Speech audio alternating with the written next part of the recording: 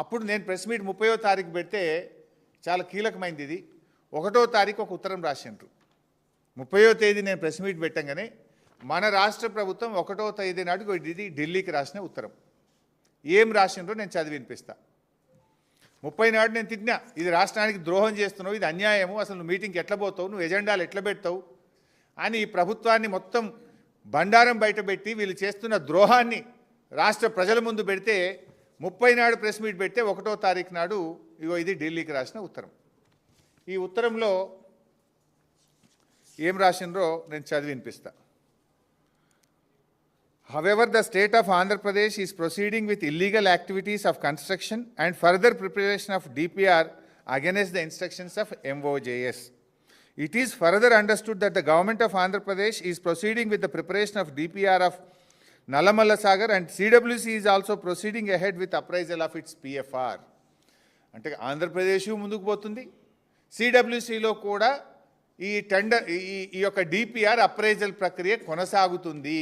ఇది నేను చెప్పలే, మన తెలంగాణ రాష్ట్ర ప్రభుత్వం ఢిల్లీకి రాసిన ఉత్తరంలో ఆంధ్రప్రదేశ్ నల్లమల్ల సాగర్ మీద ముందుకు పోతుంది, కేంద్ర ప్రభుత్వం కూడా సిడబ్ల్యూసిలో నల్లమల్ల సాగర్ అనుమతుల ప్రక్రియ కొనసాగుతుంది అని స్పష్టంగా మీరు రాసిన ఉత్తరమే. రాస్తూ చివర్లో ఏమంటారంటే ఇందులో last paragraph, it shall participate in the meetings of above mentioned committee only if the process of preparation of DPR of Nallamalla Sagar and its illegal construction by Andhra Pradesh and process of appraisal of projects PFR by CWC is halted or stopped immediately so that fate accomplished situation is not created while deliberations are being held. ఇంత స్పష్టంగా రాహుల్ బొజ్జా గారు ఈ letter రాసిండ్రు. 30 నాడు ఇది కూడా ఎప్పుడు రాసిండ్రు, BRS ముళ్ళు గట్టబట్టి పొడిస్తే 30 నాడు ప్రెస్ మీట్ పెట్టి వీళ్ళ బండారం బయట పెడితే 1వ తారీఖు రాసిండ్రు. ఏమని రాసిండ్రు, కమిటీ అయితే వేసినాము కానీ ఈ కమిటీ మీటింగ్కు 2 కండిషన్లు, ఈ 2 కండిషన్లు ఒప్పుకుంటేనే మేము ఢిల్లీలో మీటింగ్కి వస్తాము అన్నారు. ఏంటి మొదటి కండిషన్ ఏంటి? మొదటి కండిషన్ ఏమో ఆంధ్రప్రదేశ్ ప్రభుత్వము నల్లమల్ల సాగర్ డిపిఆర్ తయారీ ప్రక్రియను వెంటనే ఆపాలి, ఫస్ట్ కండిషన్.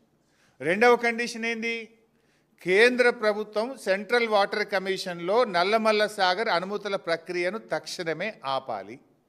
ఈ 2 కండిషన్లు మీరు ఒప్పుకుంటేనే ఢిల్లీలో మీటింగ్కు వస్తాము అని రాహుల్ బొజ్జా గారు మన రాష్ట్ర ప్రభుత్వము ఈ ఉత్తరం రాసింది. నౌ మై క్వశ్చన్, ఈ 2 కండిషన్లు ఒప్పుకున్నారా? కేంద్ర ప్రభుత్వం మీకేమైనా మేము సిడబ్ల్యూసిలో అనుమతుల ప్రక్రియ ఆపాము అని లెటర్ రాసిందా? మీకేమైనా చెవులో చెప్పిందా? ఆ కాగితం బయట పెట్టండి. నంబర్ 2, ఆంధ్రప్రదేశ్ మేము Nallamala Sagar pre feasibility report తయారీ ప్రక్రియను ఆపేసినము అని ఆంధ్రప్రదేశ్ మీకు ఏమైనా హామీ ఇచ్చిందా? కమాన్ బయట పెట్టండి. మరి ఈ 2 జరగకుండా ఇలా మీటింగ్కి ఎందుకు పోతున్నారు? ఈ 2 జరగకపోతే మీరు మీటింగ్కి ఎందుకు పోతున్నారు? అంటే తెలంగాణ నీళ్లను ఆంధ్రాకు ధారా దత్తం చేయడానికి పోతున్నారా? రేవంత్ రెడ్డి గురు దక్షిణలో భాగంగా పోతున్నారా? తెలంగాణకు మరణ శాసనం రాయాలనుకుంటున్నారా? ఇది తెలంగాణ తెచ్చిన పార్టీ, తెలంగాణ కోసం పోరాడిన పార్టీ, తెలంగాణ హక్కులకు అన్యాయం జరుగుతుంటే ఒక్క క్షణం కూడా ఊరుకోని పార్టీ. ఊరుకోం. We are the fighters.